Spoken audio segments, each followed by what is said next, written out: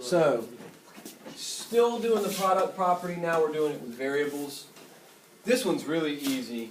There's not even a challenge to this one. What's the square root of x squared?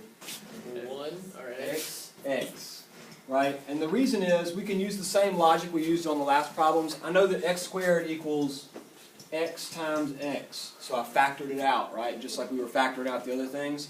And I've got a pair of x's. So that means I get to pull out one x, and there's nothing left over to put back in the square root, so I don't even write it. And that's the answer. Okay? Yes. X. Square root of x squared is x. That makes sense. You know that the squared and the square root would cancel, right? We've talked about that. So any way you want to think about it, this one is easy. Now let me show you some more complicated ones with variables. The procedure is pretty much the same as what we were doing before. It's not hard. You don't want to cry. Trust me. Watch, I'm about to show you. X to the 6 means I have how many x's? X to the 6. I have 6 x's. So I'm going to write this out like... It's 3. You're absolutely right. That's the answer. See? It's Not worth crying over. 3. So I would write 6 x's, And and I circle pairs. And I've got 3 pairs, which means I get to pull out x times x times x, which is x to the 3rd. Or x to the 3rd. Never mind. And that's my answer, right? X plus x would be 3x. The next one's going to Oh, be yeah, hard. that's true. It's not hard. We do the same thing. We're going to list out all the variables, and we're just going to circle pairs. X times X times X. So 3 x's and 7 y's. 7. And we're circling pairs. Shh, Nick. Sorry. So I got a pair of x's, and I got 1, 2, 3 pair of y's. So the 1x I get to pull out is just an x. I'm pulling out y times y times Y y. to the 3rd and XY. That's y to the 3rd, and then I put back all the stuff that I wasn't able to pull out underneath the radical. So that was 1x and 1y, and I'm done. Easy? Yeah. Mm. All right, 40b to the 4th. So on this one, I have to factor 40 to see if there's any number part I can pull out. And then I need to factor b to the 4th, so I can see how many variables I can pull out. I bet some of you have already started thinking about 40, and you already know what I can pull out. It's 4 times 10, right? So I can pull out a 2, square root of 4. But we'll do it the long way. So here's 40, 2 times 20, 2 times 10, 2 times 5, 5's prime. That means I get to pull out a 2. And with the variables, I've got 4 b's.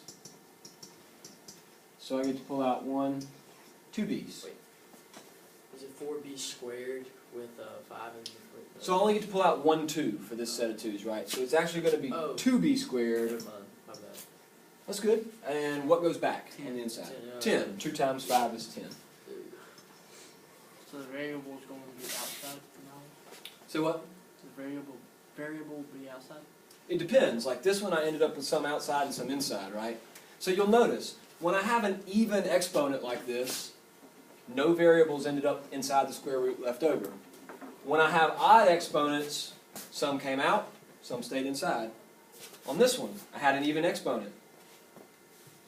No variables left inside. They all came out, right? So you'll notice, when the exponent is even, you'll be able to pull all of that variable out.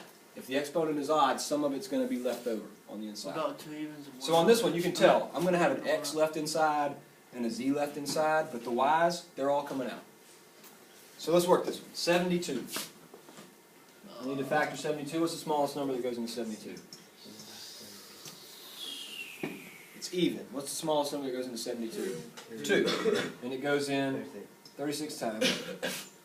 At this point, maybe I notice that 36 is a perfect square and I stop, but I'll keep working. 2 times 18, 2 times 9, 3 times 3, 3 is prime.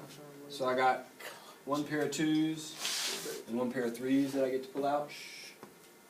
Let's list out the variables. So 3 x's, 4 y's,